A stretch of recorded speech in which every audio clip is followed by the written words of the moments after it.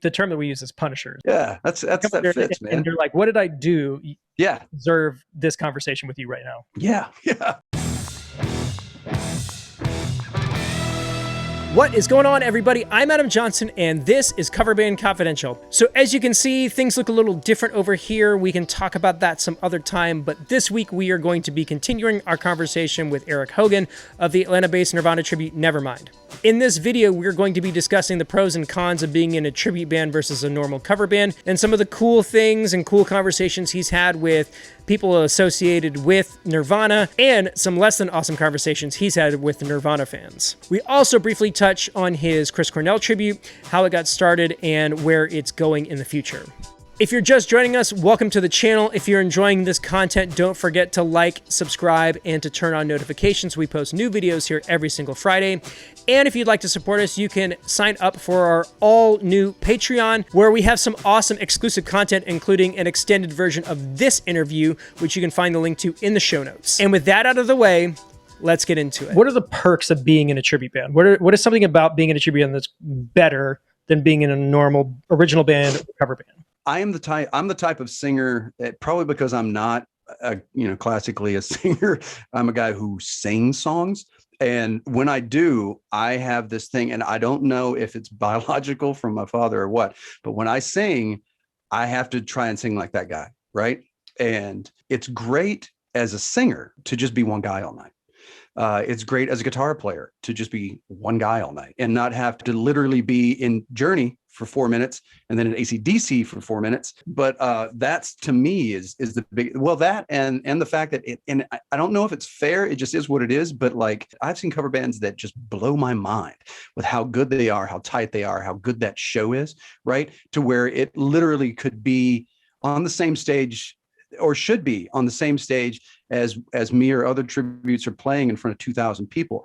A good show is a good show, but the thing is oddly, it's just not that way yet. Maybe it will be, but what I really love about being in a tribute, and I didn't expect it when we started doing it, was, like I said, you walk into these big, amazing rooms, that like the night before freaking like the Fugees played, like what the hell am I doing here? Or that, like, Shooter Jennings was there last night, or Michael Stipe is at the bar, and would like to say hi, like what?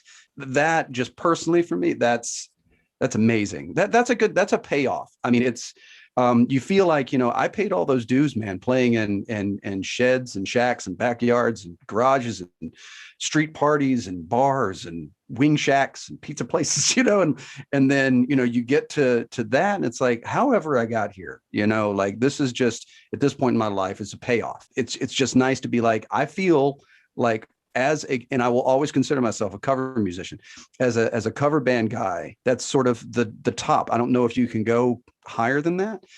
Tribute's still just a glorified cover band. It's just sort of a dumbed down version. It's just like one band, I think that's a good payoff when you've worked that hard. I mean, I've been doing it literally professionally since I was 13. So to get to where we are now and walk into the Fillmore or into the Buckhead Theater or whatever, I feel like, yeah, damn right. This is why I'm doing it. This is what I wanted when I was 14. I didn't want to be on a tour bus with like strippers. I wanted to be in Nashville watching documentaries. That's what I wanted. All the cake you can eat.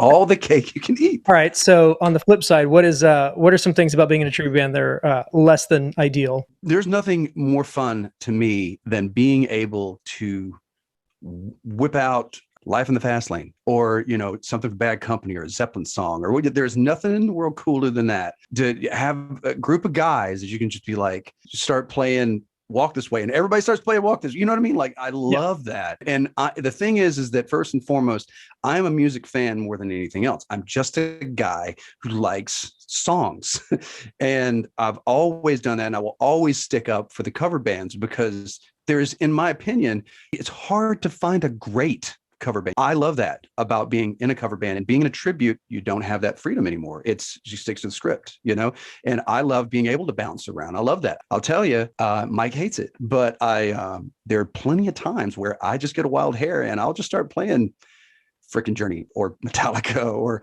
whatever, and we'll play it until it falls apart, which is pretty quick. I know that we're in a Nirvana tribute band, but the thing is that if I really wanted to be technical about it, Nirvana was known for that too. Kurt would constantly just like start playing a Zeppelin riff or a Black Sabbath song or a Cars song. Wouldn't finish it, they play it till it fell apart. So I could technically lean on that and be like, no, this is actually the way they would have done that. So to me, the downside of being in a tribute is that you're stuck in a script and you can't go outside of that. There's nothing to me that's better than being in even just a garage with buddies and for a couple hours, man, playing anything that you can think of, from Skid Row to Skynyrd, and just having a good time, loving music. That's what's missing from being in a tribute, because you can only play these songs. And that's it. Do you deal with like rough fans that like, oh, you didn't play this deep cut, or you're not using the right pedal? Yes, all the time. And I learned my lesson with that after the second year and spending like 10 grand on gear that not only was unnecessary, but sounded pretty bad. I got in touch with Ernie Bailey, which is Kurt's guitar tech. I got in touch with him. I was like, look, what do I need to get? I got the small clone and it doesn't sound good. And I got the DS1 and it doesn't sound good. What am I doing wrong? He wasn't cool about the whole tribute thing, but he was a very cool guy. And he was like, I'm just going to tell you this. At one point I had a box, a milk crate full of distortion pedals that were on tour. We were in Europe. We're on tour, and I had a whole box of them. And there were times where Kurt would run every single one of them, and it would sound like the worst thing in the world, but it was great because it was punk rock. He was like, don't chase it that way. We all know what he had on stage, and if you ever saw them live, it wasn't what you heard on the album. If I were you, I would just try and get a tone that mimicked the album, because that's what people are going to want to hear. Yeah. And he's like, and that's a Butch Vig secret. You're not going to find all of those things. So just listen to the album and try to find something that reproduces that. So that's what it did. I started just using, the amps, or in some cases, modelers, quad cortex sitting right there, that just sound like they should sound, right? And the thing is that the greater majority of the people in that audience, in that room, oblivious. They're like, yes, that sounds like the thing that it sounds like. So yay. But then you get some people, and it just happened this week, where a kid on our Instagram messaged me, and he was like, I noticed on your pedal board. And I'm like, oh crap, here we go. He's like, I noticed on your pedal board that you had this black pedal, and I know it's not a DS1 and it didn't look like a Sans amp. So what is that pedal? And I was like, well, that's a switcher, just turns my amp from clean to dirty. And he's like, oh, so you're just using amp distortion because Kurt used it. I'm like, man, I know. Okay. But here's the thing, not Kurt. This is not actually Nirvana. And to be honest, you don't want to hear that. You don't want to hear that coming out of like an array PA at a huge room like that much noise. That's not, I want to get hired again. Right. So I'm not going to bring that kind of crap in there and take off my sound man.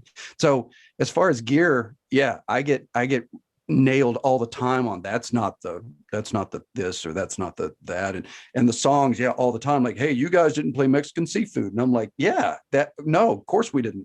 What's wrong with you? Like, so there would be like me and you would know that song. So here's the advice that I give other guys who have come up, like, hey man, what do we need to do with our show? And I always tell them, you don't create your show for the people who live and breathe that band. You create your show for the receptionist in the back who just remembers the videos, right? That's your show. Yeah. So as much as you'd love to really dig deep, and this one time in Berlin, they played, you can give it a shot. But the thing is, in order to be successful, again, there's that fine line of being an artist about it and only playing the deep cuts or what the band would have done or whatever. And then the other side of that line, balancing on saying, okay, but this is a business that I want to be successful at. I want this to be for a reason, right? I want to spend $1,800 on a piece of gear and have it be worth it. I don't want to waste my time and my money on a passion project that's just for me. If you want to do that, that's great. Just understand that you'll be playing, original bars to 60 people.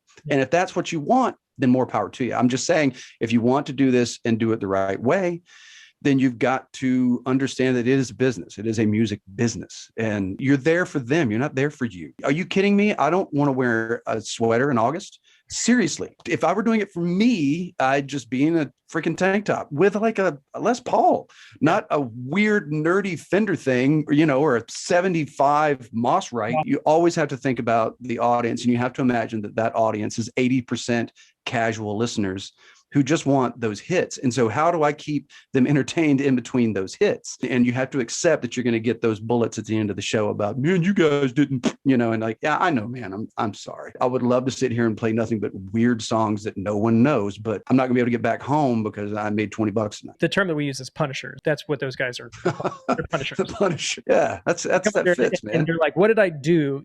Yeah. Deserve this conversation with you right now. Yeah. That's a good one. Punisher. I think we might start going with that. I don't have a term for it. I think we'll go with that. There it is.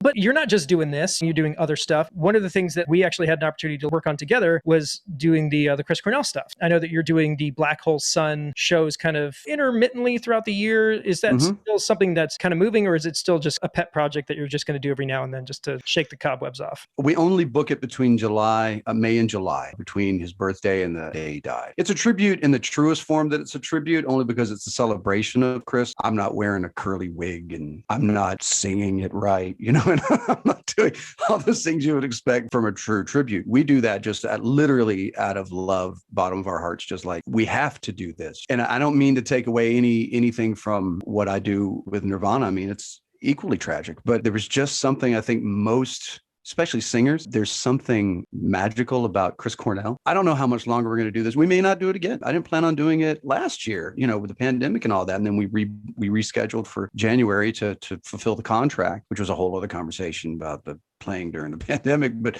it's like he's still there. It's wonderful. I always say when we do those shows that I know we lost him, but tonight he can be here, right? So that's why we do it. I love that man so much.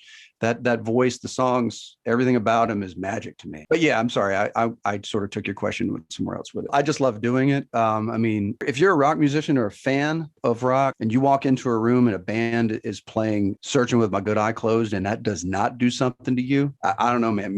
We can't hang out, I guess. I don't know what to tell you. You might need to find Jesus. I don't know.